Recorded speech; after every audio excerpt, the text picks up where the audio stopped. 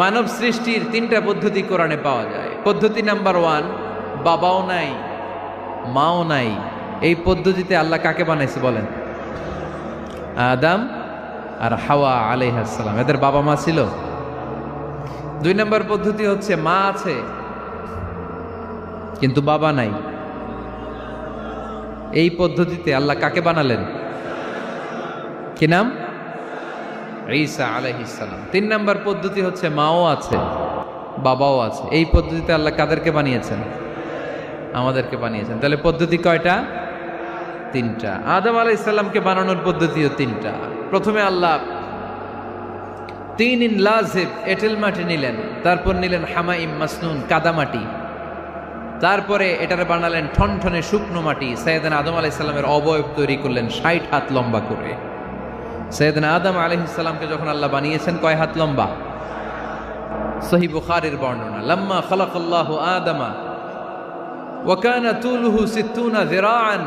আল্লাহ তাআলা যখন আদম আলাইহিস সালামকে বানালেন 60 হাত বা 60 গজ লম্বা করে বানালেন। আপনারাও যারা জান্নাতে যাবেন 60 হাত লম্বা হয়ে জান্নাতে ঢুকবেন। কয় হাত লম্বা? সুবহানাল্লাহ পড়বেন না? আদম আলাইহিস সালামকে বানালেন। আবার মায়ের পেটে যে আমরা বড় হলাম, এখানেও আমাদের 3টা ক্যাটাগরি, 3টা ধাপে তিনি আমাদেরকে বানালেন। মায়ের পেটে 9 মাস কি করছিলেন মনে আছে আপনাদের? শরীয়তপুরের ভাইরা মনে নাই? কেন? হ্যাঁ, আমাদের কারোরই মনে নাই, ঠিক কিনা? এই 6 মাস 8 মাস কই যে ছিলাম, কোথায় ছিলাম আমরা মনে করতে পারি না। স্মৃতির পাতা হাতড়িয়ে যত পিছনে যায় আর ভুলতে থাকি। মনে আছে ছোটবেলার কথা? মনে নাই। আমরা সবাই কিন্তু এত বড় ছিলাম না ভাই, ছোট্ট ছিলাম, ছোট্ট। মায়ের জরায়ুর দেয়ালের মধ্যে লেপ্টে ছিলাম। নুতফা, আলাকা, মুদগা, sperm drop, blood clot and the little flesh. ছোট্ট নাপাক পানি ছিলাম। ওইটারে আল্লাহ বড় করতে আরম্ভ করলেন। বড় করতে করতে রক্তপিণ্ড বানালেন। রক্তপিণ্ড থেকে আল্লাহ গোশতপিণ্ড বানালেন। আমরা প্রত্যেকেই এরকম একটা গোশতের টুকরা ছিলাম। এটার ভিতরে আল্লাহ কঙ্কাল ঢুকালেন, আমার স্কেলিটন, আমার কঙ্কালটা, আমার অবয়বটা ঢুকালেন। তারপরে আবার গোশত দিয়ে প্যাকেট করলেন, তার উপরে আবার চামড়ার প্যাকেট পড়ায় দিলেন। পড়েন সুবহানাল্লাহ। এরপরে 9 মাস পরে এই পৃথিবীর বুকে স্মুথলি আমাকে আসার সুযোগ দিলেন কে?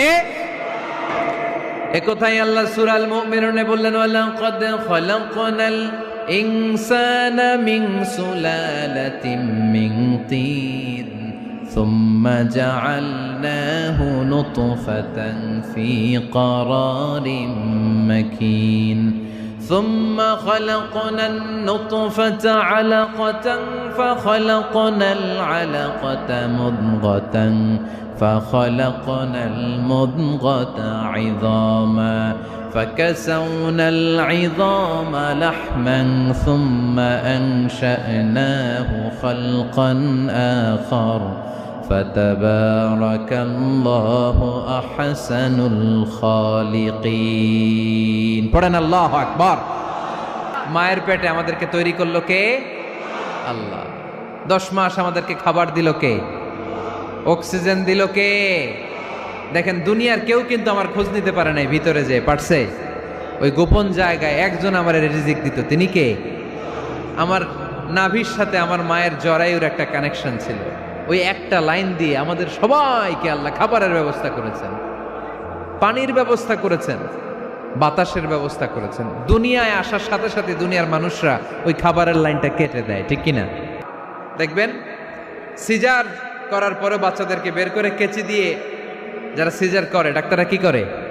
কেটে দেয়। বাচ্চার পা ধরে মাথাটা নিচু করে নিতম্বের মধ্যে থাপ্পড় মারে কয়েকটা, তারপরে বাচ্চা ওয়া ওয়া করে কেঁদে ওঠে, ঠিক কিনা? আমরা আমাদের কানে শুনি ওয়া ওয়া, আসলে সে আল্লাহর কাছে কেঁদে কেঁদে ফরিয়াদ জানায়, বলে আল্লাহ 9 মাস 10 মাস মায়ের পেটের ভেতরে ছিলাম, কেউ তো খোঁজ খবর নিল না। তুমিই তো আমার এই নাভির সাথে মায়ের জরায়ুর একটা লাইন দিয়ে ওই এক লাইনে খাবার, এক লাইনে পানি, এক লাইনে বাতাস ঢুকিয়েছ। 9টা মাস এই খাবারের লাইন আমার ঠিকঠাক ছিল, আমার টেনশন ছিল না। কিন্তু দুনিয়ার বুকে আসার সাথে সাথেই, এদের সাথে আমার কি শত্রুতা আমি জানি না, আসার সাথে সাথে আমার খাবারের লাইনটা কেটে দিস। আল্লাহ একটা মাত্র খাবারের লাইন ছিল, মানুষগুলো কেটে দিল। আমি এখন কি খাবো? আমি এখন যাব কই? আল্লাহ বলে কাঁদিস না, 8 মাস যেমনি খাওয়াইছি এখনো খাওয়ামো, সুবহানাল্লাহ পড়েন। খাবারের একটা লাইন ছিল কেটে দিয়েছে, ওই একটার বিপরীতে তোর মায়ের বুকের ভেতরে এখন খাবারের 2টা লাইনের ব্যবস্থা করে দিলাম। খালাকাল ইনসান, তিনি মানুষ বানিয়েছেন, মানুষের যা দরকার তার ব্যবস্থাও করে দিয়েছেন। চিল্লায় বলেন ঠিক কিনা? এজন্য আল্লাহ বললেন আর রহমানু আল্লামাল কুরআন খালাকাল ইনসানা আল্লামাহুল বায়ান। আমি মেহেরবান, আমি তোমাদের কোরআন শিখিয়েছি, আমি মানুষ তৈরি করেছি, আমি তোমাদেরকে ভাষা শিক্ষা দিয়েছি। সুবহানাল্লাহ পড়েন। আল্লামাহুল বায়ান, আমি তোমাদেরকে বয়ান শিখিয়েছি। এই যে আমরা বয়ান করি, আমাদের যে ভাষা, এই ভাষা কার দান? আমাদের বাংলা ভাষা কার দান? পৃথিবীতে অনেক ভাষা আছে, একটা ভাষার প্রকাশভঙ্গির সাথে আরেকটার মিল নাই। সবচেয়ে বেশি অমিল সিলেটে আর চট্টগ্রামে, ঠিক কিনা?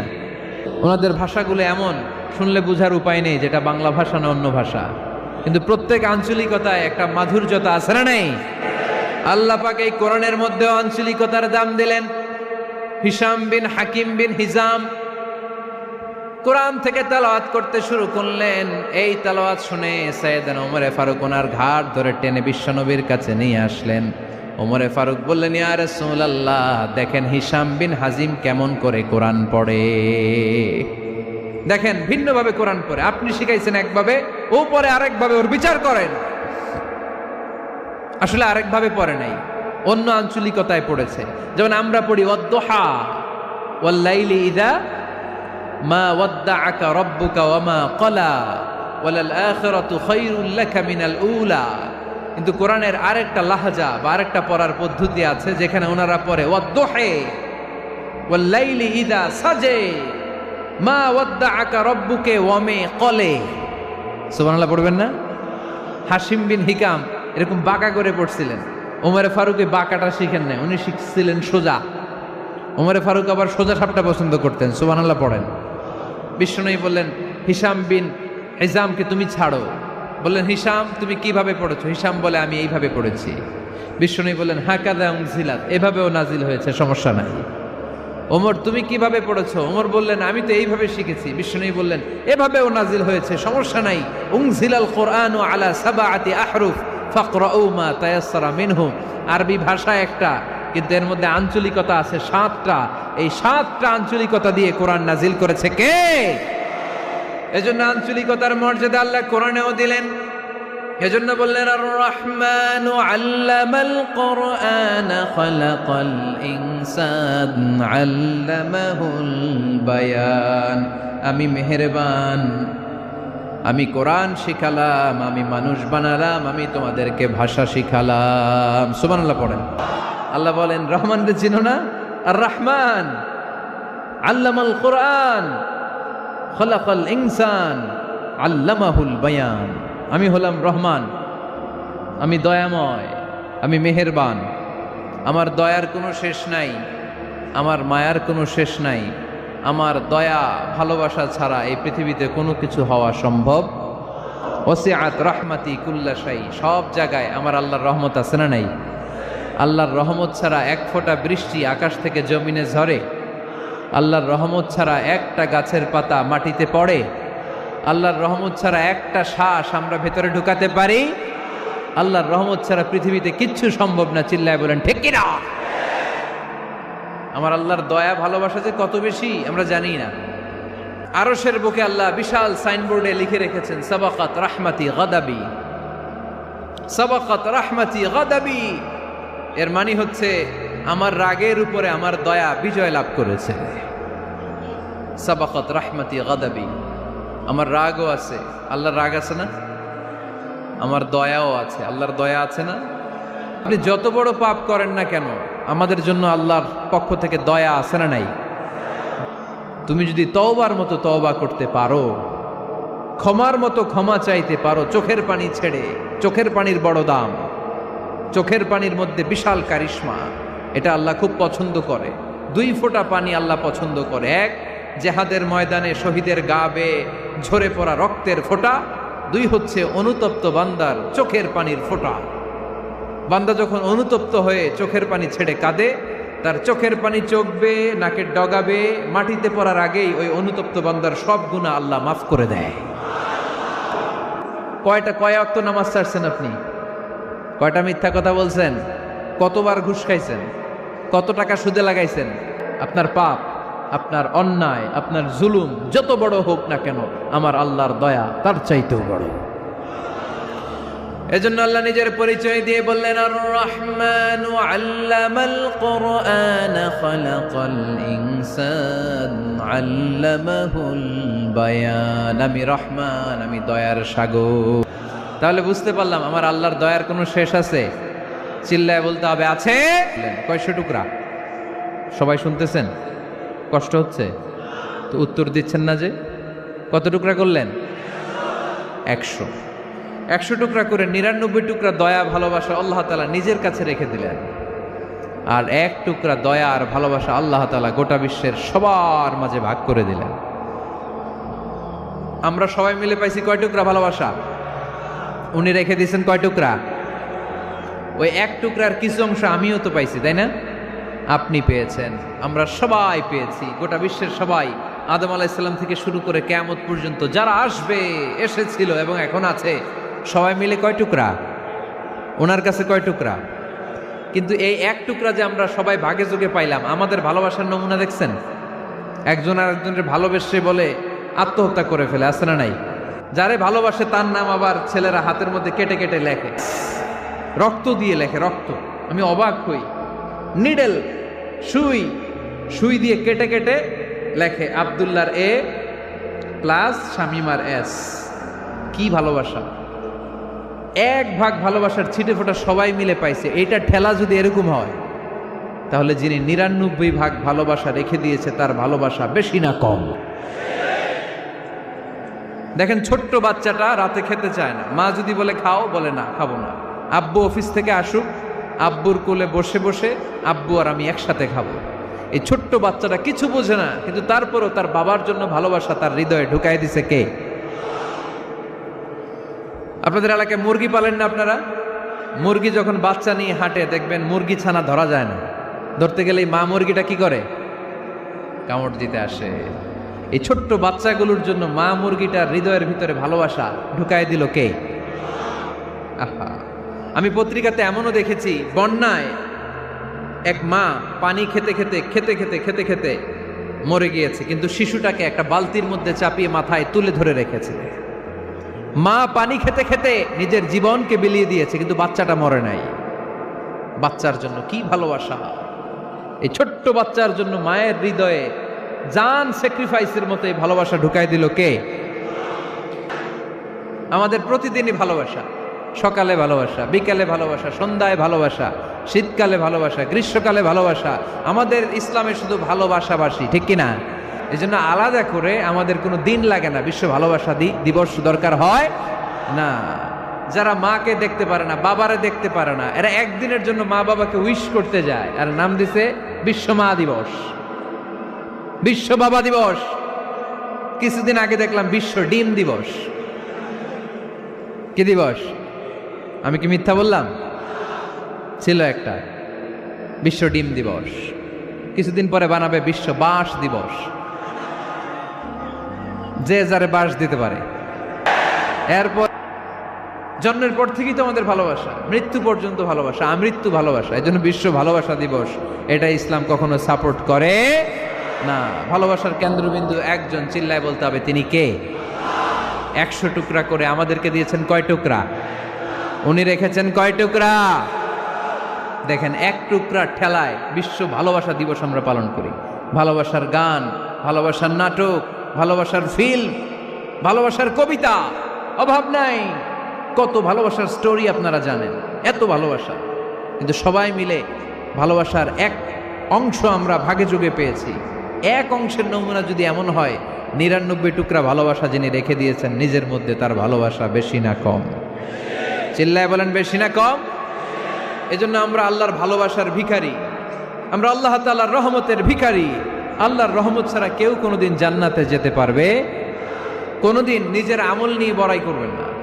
আপনারা কি ভাবেন যে আপনার আমল দিয়ে আপনি জান্নাতে যাবেন? শরীয়তপুরের আজকের এই প্যান্ডেলে যারা বসে আছেন, কার এরকম ভরসা আছে যে হুজুর আমি এত আমল করেছি, আমার আমলের বদৌলতে আমি জান্নাতে ঢুকবো? কে কে আছেন দেখি আল্লাহর ওলি? আছে এরকম কোন আল্লাহর ওলি? হ্যাঁ, আছে? নাই।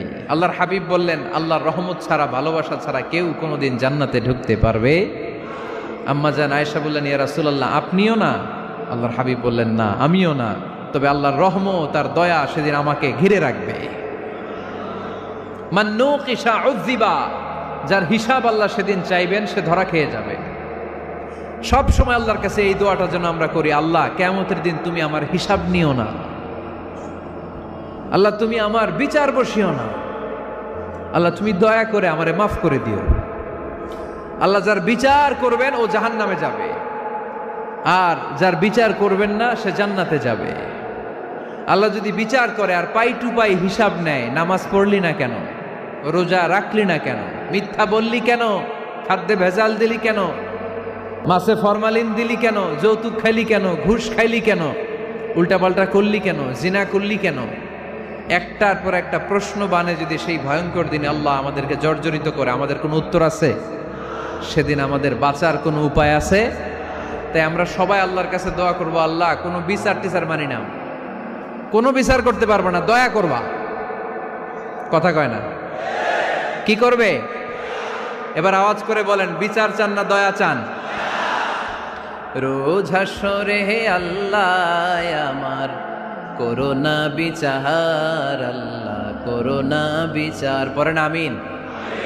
রোজ হাসরে হে আল্লাহ আমার করোনা বিচার, আল্লাহ করোনা বিচার, বিচার চাহি না তব দয়া চাহে এ গুনাহগার, আল্লাহ করোনা বিচার, পড়েন আমিন। তিনি যদি দয়া করেন তবেই আমরা জান্নাতে যেতে পারবো, ঠিক কিনা? এজন্য আল্লাহ বললেন আর রহমানু আল্লামাল কুরআন খালাকাল ইনসান আল্লামাহুল বায়ান। আমি হলাম রহমান। কাফেররা বলে রহমানকে জানি না, রহমানকে চিনি না। আল্লাহ বলে রহমান রে চিনে না, আমার নাম রহমান, আমি দয়ালু, আমি মেহেরবান, ঠিক কিনা? এজন্য প্রতিদিন সূরা ফাতিহায় দ্বিতীয় আয়াতটা আমরা কি পড়ি? আর রহমান আর রাহিম, ঠিক কিনা? তিনি দয়ার সাগর, তিনি মায়ার সাগর। আমরা বললাম আল্লাহ ঠিক আছে আমরা বুঝেছি আপনি দয়ার সাগর, আর আপনি কি করেন? দ্বিতীয় আয়াতে আল্লাহ বললেন আল্লামাল কোরআন, আমি কোরআন শিক্ষা দেই। শুধু দয়ার সাগর হয়ে আমি আল্লাহ বসে থাকি নাই, তোমাদের হেদায়েতের জন্য আমি কোরআন নাজিল করে দিয়েছি।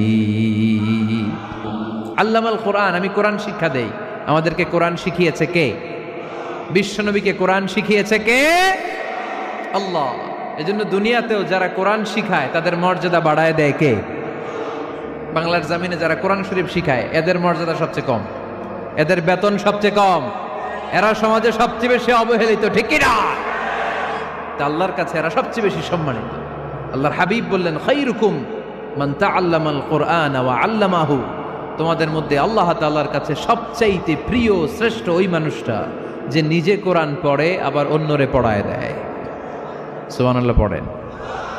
আপনি যদি কাউরে শুধু সূরা ফাতিহাটা শিখান, কোন সূরা?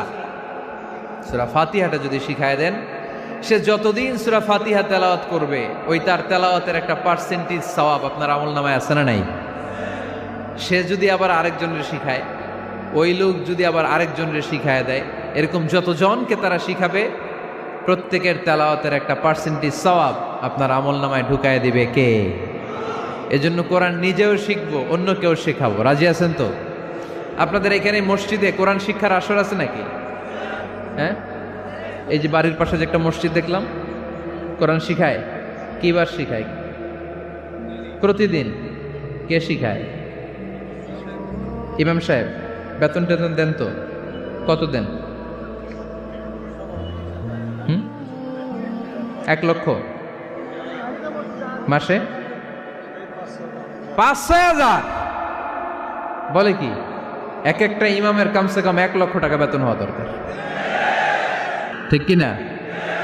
না খেয়ে না পড়ে অল্পতে তুষ্ট থেকে যারা শুকরিয়া করে এরা আমাদের আইম্মাতুল মাসাজিদ, মসজিদের ইমামরা, মসজিদের মুয়াজ্জিনরা। এক একটা মসজিদের মুয়াজ্জিনের গলা হবে এরকম বিশাল উঁচু। কিয়ামতের ময়দানে সবাই আমরা এর দিকে তাকায় থাকবো, কিরে ভাই তোর গলা উঁচু কেন? সে বলবে আমার এই গলা দিয়ে প্রতিদিন 5 বার আমি আজান দিয়েছি। কিয়ামতের ময়দানে ঠিকই সম্মানিত, দুনিয়ায় আমরা চিনলাম না ওনাদেরকে। এজন্য কোরআন শিক্ষার আসর জন্য আমরা গড়ে তুলি। তালিমুল কোরআন প্রজেক্ট লাগবে, শিশুদের কোরআন শিক্ষার আসর, নারীদের কোরআন শিক্ষার আসর, বয়স্কদের কোরআন শিক্ষার আসর। আমরা কোরআন শিখে মরতে চাই, কোরআন জেনে মরতে চাই। No excuse will be granted that day. সেদিন আল্লাহ কোনো এক্সকিউজ গ্রহণ করবে না। সব পারো, হিন্দি তো ঠিকই কইতে পারো, হিন্দিতে কথা কইতে পারে না ছেলেপেলেরা? হিন্দি সিনেমা এমন দেখা দেখে হিন্দিতে কথা কইতে পারে। তো হিন্দি ভাষা বুঝতে পারলে, শিখতে পারলে আরবি পারলা না কেন? কোনো এক্সকিউজ, ওজর, আপত্তি সেদিন আল্লাহ গ্রহণ করবে না।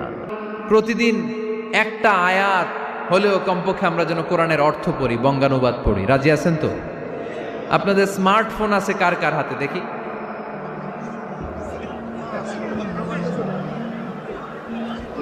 আপনারা কি অ্যানালগ? স্মার্ট আপনি?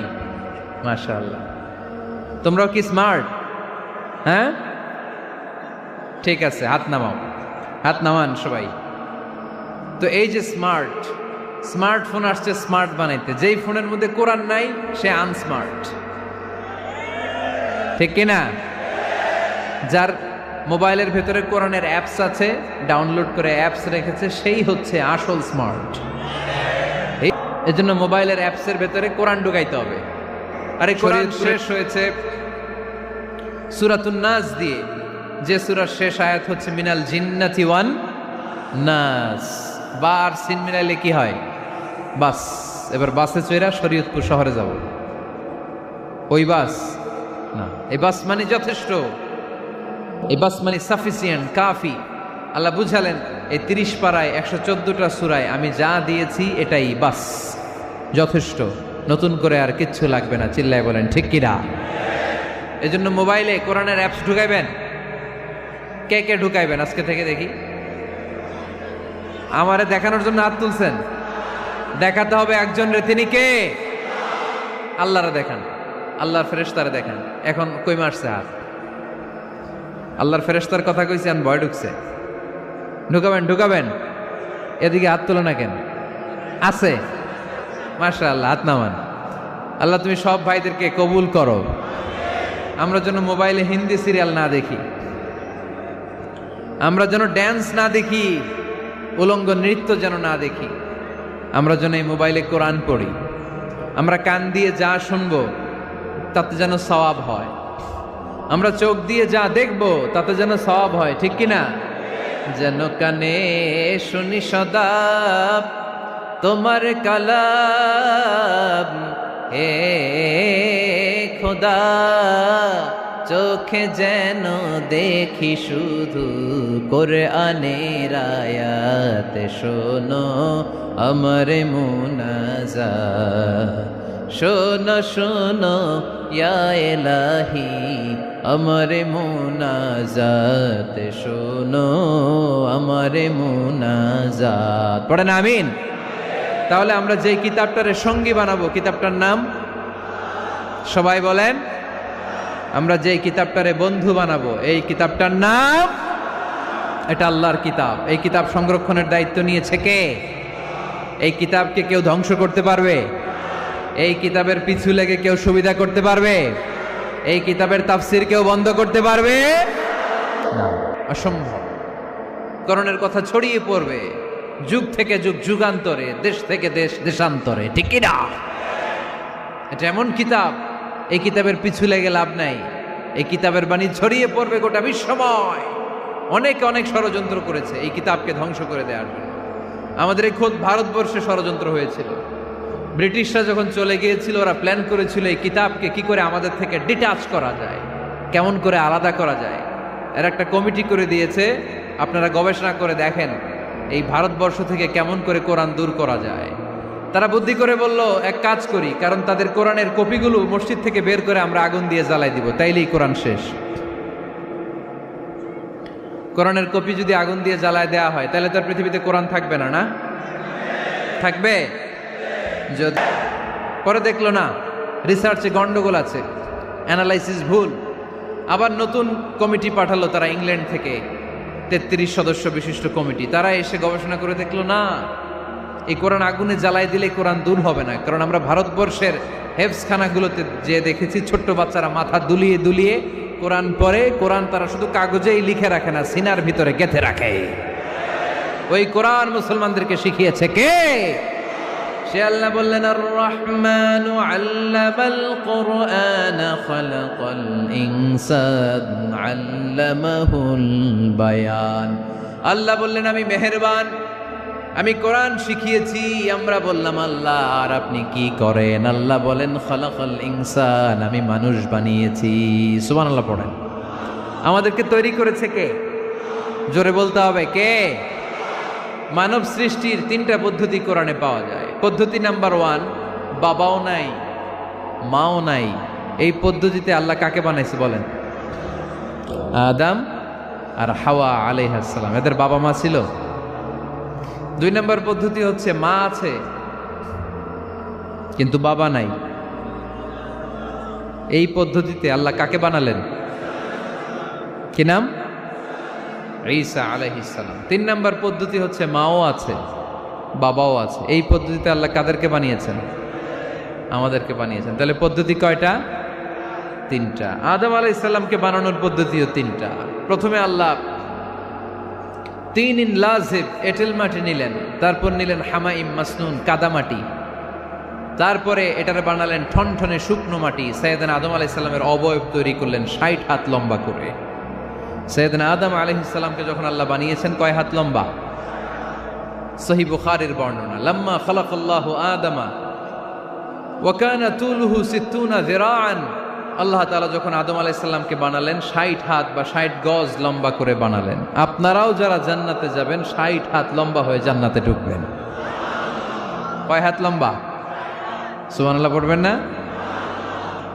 আদম আলাইহিস সালামকে বানালেন। আবার মায়ের পেটে যে আমরা বড় হলাম, এখানেও আমাদের 3টা ক্যাটাগরি, 3টা ধাপে তিনি আমাদেরকে বানালেন। মায়ের পেটে 9 মাস কি করছিলেন মনে আছে আপনাদের?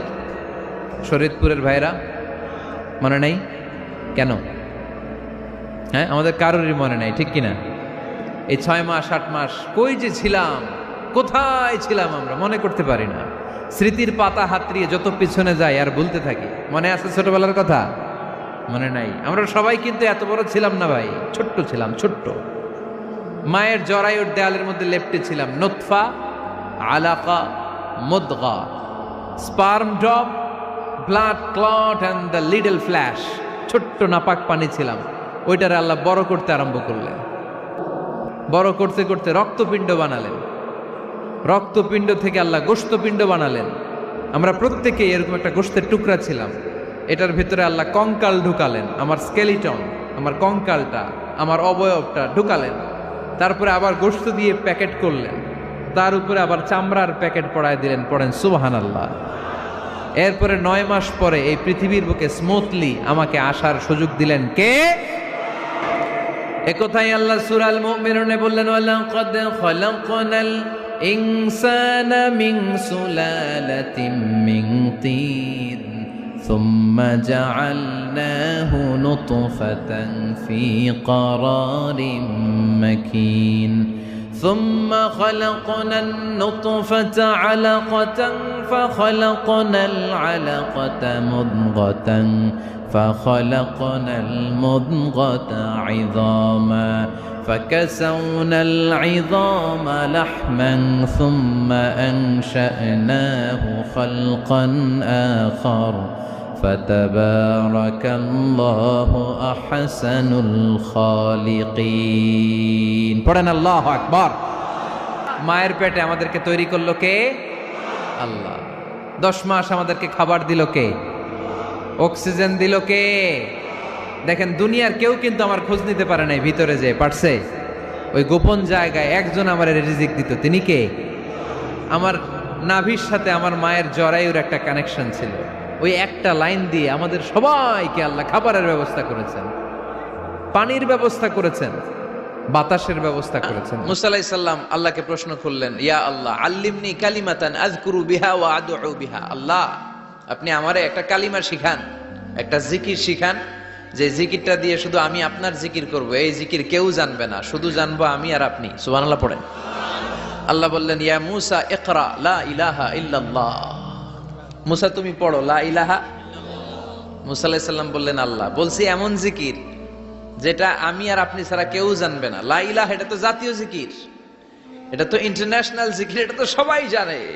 আমি তো চেয়েছিলাম এক্সক্লুসিভ একটা। আল্লাহ বললেন, মুসা লা ইলাহা ইল্লাল্লাহর চেয়ে শ্রেষ্ঠ জিকির আমার কাছে নাই।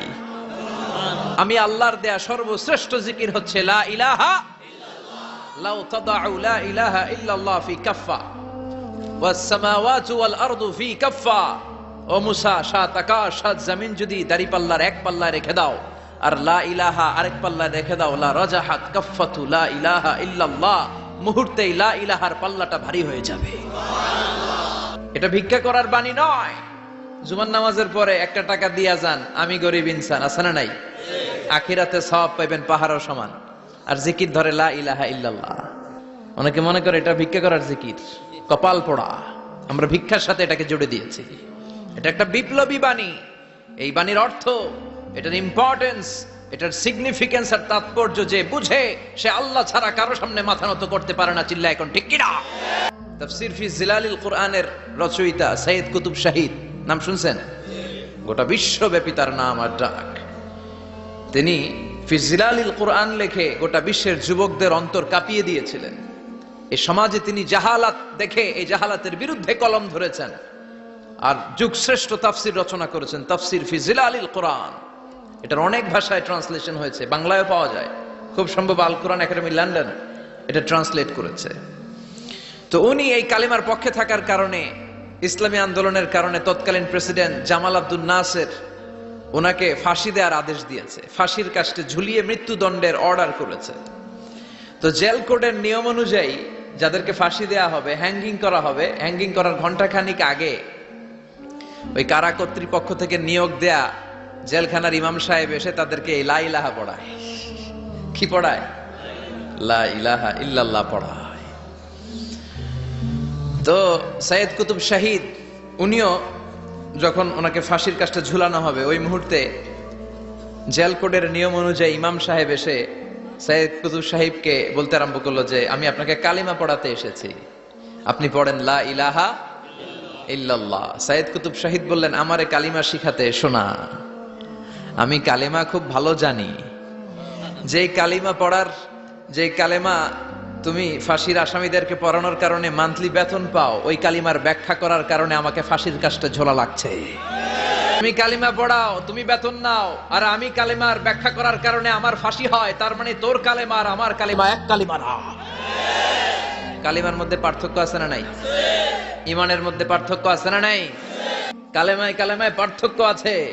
ওই কারা কর্তৃপক্ষের নিয়োগ করা ইমাম সাহেবের লা ইলাহা ইল্লাল্লাহ আর তাফসীর ফি জিলালিল কুরআনের রচয়িতা সৈয়দ কুতুব শাহিদের লা ইলাহা এক কালিমা নয়, এক লা ইলাহা নয়। চিল্লায় কোন ঠিক কিনা? পার্থক্য আছে, আলাদা। এজন্য আসল লা ইলাহার অনুসারী হতে হবে। লা ইলাহার ধারক এবং বাহকরা হচ্ছে সত্য এবং ন্যায়ের পক্ষে। যত বিপদ আসে, যত আপদ আসে, যত ঝুঁকি আসে, পাহাড় সম ঝুঁকিকে ডিঙ্গিয়ে তারা লা ইলাহার কালেমার পতাকাকে উড়িয়ে দেয়। চিল্লায় বলেন ঠিক কিনা? এজন্য ইমানে ইমানে পার্থক্য আছে। আমরা যেন আসল ইমানদার হতে পারি, আল্লাহ তৌফিক দাও। আমিন। আর জোরে পড়েন আমিন। আমরা সব সময় যেন আল্লাহর জিকির দিয়ে হৃদয়টাকে সিক্ত রাখতে পারি, তুমি তৌফিক দাও। আমিন। বিশ্বনবী বলেছেন, লা ইয়াজালু লিসানুকা রাতবান মিন যিকরিল্লাহ। তোমার জিহ্বাটা যেন আল্লাহর জিকিরে সব সময় ভিজা থাকে। কি থাকে? সব সময় যেন পড়ি সুবহানাল্লাহ, আলহামদুলিল্লাহ, লা ইলাহা ইল্লাল্লাহ। সব সময় যেন আমরা পড়ি আল্লাহু আকবার। বিশ্বনবী বললেন, আহাব্বুল কালাম ইলাল্লাহি আরবাহ। খেয়াল রাখবেন, আল্লাহর কাছে সবচেয়ে প্রিয় কথা চারটা। কয়টা? আহাব্বুল কালামি ইলাল্লাহি আরবাহ। আল্লাহর কাছে সবচাইতে প্রিয় কালাম হচ্ছে চারটা। লা ইয়াদুররুকা বিআইয়িহিন্না বাদাতা। এই চারটার কোনটা দিয়ে শুরু করবে এটা তোমার ব্যাপার, আগে পরে করলেও কোনো সমস্যা নাই। চারটার একটা হচ্ছে সুবহানাল্লাহ, আরেকটা হচ্ছে আলহামদুলিল্লাহ, আরেকটা হচ্ছে লা ইলাহা ইল্লাল্লাহ, আরেকটা হচ্ছে আল্লাহু আকবার। এজন্য সব সময় আল্লাহর জিকির করতে রাজি আছেন তো? আল্লাহরে ডাকতে রাজি আছেন? ফাযকুরুনি ওয়াশকুরুলি আল্লাহ বলেন, যদি আমার জিকির করো আমিও তোমাদের জিকির করি, যদি আমার স্মরণ করো আমিও তোমাদের স্মরণ করি। আবার বিশ্বনবী বললেন, আল্লাহ ঘোষণা দেন, ফাইন যাকারানি ফি নাফসি যাকারতুহু ফি নাফসি, আমার বান্দা যদি একা একা আমার জিকির করে আমিও আমার বান্দাকে একা একা স্মরণ করি। ওয়া ইন যাকারানি ফি মালাইন যাকারতুহু ফি মালাইন খায়রিম মিনহু, আর মহা সম্মেলনে যদি বান্দা আমারে স্মরণ করে আমি এর চাইতো শ্রেষ্ঠ মহা সম্মেলন ফেরেশতাদেরকে নিয়ে আমার বান্দাকে স্মরণ করি। ওয়া ইন তাকাররাবা ইলাইয়া শিবরান তাকাররাবতু ইলাইহি যিরাআন, আমার বান্দা যদি আমার দিকে 1 বিঘত আসতে চায় আমি আমার বান্দার দিকে 1 হাত এগিয়ে যাই। আমার বান্দা যদি আমার দিকে 1 হাত আসতে চায় আমি আমার বান্দার দিকে 2 হাত চলে যাই। ওয়া ইন আতানি ইয়ামশি আতাইতুহু হারওয়ালা, আর আমার বান্দা যদি আমার কাছে হেঁটে হেঁটে আসতে চায় আমি আমার গোলামের দিকে দৌড়ে দৌড়ে যাই। ওই আল্লাহরে ভুলে গিয়ে আমরা মাজারে যে সিজদা দেই, কপাল পোড়া আছে না নাই? দোদেল বান্দা কালমা চোর, না পায় শ্মশান না পায় ঘোর, দিন থাকিতে আয়রে পথে ছাইড়া দে ভণ্ডামি ভণ্ডামি ভণ্ডামি ভণ্ডামি, ছাইড়া দে ভণ্ডামি। ঠিক কি না? এই ভণ্ডামির সাথে আমাদের সম্পর্ক আছে? মাজার পূজার সাথে ইসলামের কোনো সম্পর্ক আছে? নামাজ কালাম পড়ে না ইবলিশ শয়তানের নানা, আছে না নাই? এলাকায় মনে হয় নাই, অনেক জায়গায় আছে দেখবেন লাল সালুদি ইয়া উঁচু করা। সাইয়েদনা আলীকে মদিনায় বিশ্বনবী পাঠালেন আর বললেন, যত উঁচু মাজার দেখো ভেঙে মাটির সাথে গুড়িয়ে দাও, কবরস্থান উঁচু হবে না, কবর হবে সমান। এটাকে সেফটি দেওয়ার জন্য, সিকিউরিটি দেওয়ার জন্য আপনি চারদিকে সিম্পল বেড়া বা দেয়াল দিতে পারেন, যাতে গরু ছাগল যে এই কবরের অসম্মান না করে। আমরা আশরাফুল মাখলুকাত, আমরা বেঁচে থাকলেও যেমনি সম্মান আছে আমাদের, মরে গেলেও সম্মান আছে না নাই? আল্লাহ বললেন, ওয়ালাকাদ কাররামনা বানি আদম, আমি বনি আদমের সম্মান বাড়িয়ে দিয়েছি। জীবিত অবস্থায় যেমনি সম্মান, মরে গেলেও সম্মান। ঠিক কি না? বিশ্বনবী দেখলেন একটা লাশ যাচ্ছে, লাশ দেখে নবী দাঁড়িয়ে গেলেন। সাহাবারা বললেন, ইয়া রাসূলুল্লাহ ইন্নাহু ইয়াহুদ, এটা ইহুদির লাশ। দাঁড়ালেন কেন? বসেন। বিশ্বনবী বললেন, আওয়ালাইসাত নাফসান, এটা কি মানুষ না? এটা হোক না ইহুদি, হোক খ্রিস্টান, হোক নাস্তিক, এটা তো মানুষ। আমি তো মানুষকে সম্মান দিয়েছি। I have dignified the status of the sons of Adam, আমি বনি আদমের সম্মানকে বাড়িয়ে দিয়েছি। সবার উপরে মানুষ সত্য, তাহার উপরে নাই। এজন্য কবরকে সিকিউরিটি দিতে হবে, কিন্তু গম্বুজ বানানো যাবে, লাল সালু দেয়া যাবে, মাজারে আগরবাতি দেয়া যাবে, মোমবাতি, মশারি। অনেক মাজারের উপরে লম্বা মশারি টাঙানো আছে না নাই? ওর বাবারে মশাই কামড়ায়, কত বড় ডাকাত। তো মশাই যদি নিচ থেকে তাড়াইতে না পারে, ও তোমারে কি করবে? কথা বলেন। মশা তাড়াতে পারে না নিজের গা থেকে, তোমারে কি বাঁচাবে? দেখবেন যে লোকটা মাজারে মশারি দেয়, ওর বাবার ডেঙ্গু জ্বর, ওর বাপেরে মশাই খায়, ওর মারে মশাই খায়। গোটা বিশ্বের সবগুলো আল্লাহর ওলি যদি একটা গ্লাসের পানিতে ফু দেয়, আর আপনার মা যদি আপনার মাথার মধ্যে হাত বুলিয়ে দেয়, আপনার মা যদি আপনার বুকে একটা ফু দিয়ে দেয়, সব পীর সাহেব একদিকে, মায়ের দোয়া আরেকদিকে। মায়ের দোয়া মুহূর্তে আল্লাহর আরশে পৌঁছে যাবে। এজন্য বিশ্বনবী বলতেন, সালাসু দাওয়াতিন মুস্তাজাবা, 3টা দোয়া আল্লাহ কবুল ফিরিয়ে দেন না। 1 নম্বরে হচ্ছে দাওয়াতুল মুসাফির, সফর অবস্থায় দোয়া করলে কবুল করে কে? আল্লাহ। 2 নম্বরে দাওয়াতুল মাজলুম, অত্যাচারিত ব্যক্তির দোয়া কবুল করে কে? 3 নম্বরে দাওয়াতুল ওয়ালিদাইনি লিওয়ালাদিহি, মা বাবা যখন হাত তুলে ছেলে মেয়েদের জন্য আল্লাহর কাছে দোয়া করে, ওই দোয়াটাও কবুল করে কে? মাজারে মশারি দিবেন, লাল সালু দিবেন, আগরবাতি, মোমবাতি, কোন মানত? মাজারে মানত করা যায় না। ইন্নী নাযারতু লিররহমানি সাওমা, মানত করতে হয় রহমানের নামে। মানত হবে একজনের নামে, চিল্লায় বলেন তিনি কে? আল্লাহ। এজন্য মাজারে কিছু দেয়া যাবে না। এই ভণ্ডামি গোটা বাংলাদেশ ব্যাপী। আমরা বলে যাচ্ছি, যতটুকু শুধরানোর শুধরাবে। হেদায়েত দেওয়ার মালিক একজন, চিল্লায় বলেন তিনি কে? আল্লাহ। অনেক পীর আছে এরকম ভণ্ড পীর, সারা বছরে নাকি একবারও গোসল করে না। 365 দিনে ওর গোসলের রুটিন একদিন, আর ওই একদিনের গোসলের পানি মুরিদরা সব খাইয়া শেষ করে ফেলায়। নাউজুবিল্লাহ কইবেন না? এগুলোর সাথে আমাদের কোনো সম্পর্ক নাই। ইসলাম হচ্ছে সহজ। আদ-দীনু ইউসরুন লা উসরা ফি। আদ-দীনু ইউসর, দিন সহজ। এত জনের কাছে যাওয়া লাগবে না, আপনি ওই জেলায় যে ওই মাজারে মানত করা লাগবে না, আপনার সিলেটে যাওয়া লাগবে না, আপনার খানজান আলীর কাছে যাওয়া লাগবে না, আপনার কোথাও যাওয়া লাগবে না। আপনি বাড়ির পাশের মসজিদে পড়ে সেজদা দেন, মুহূর্তে দোয়া কবুল করে নিবে কে?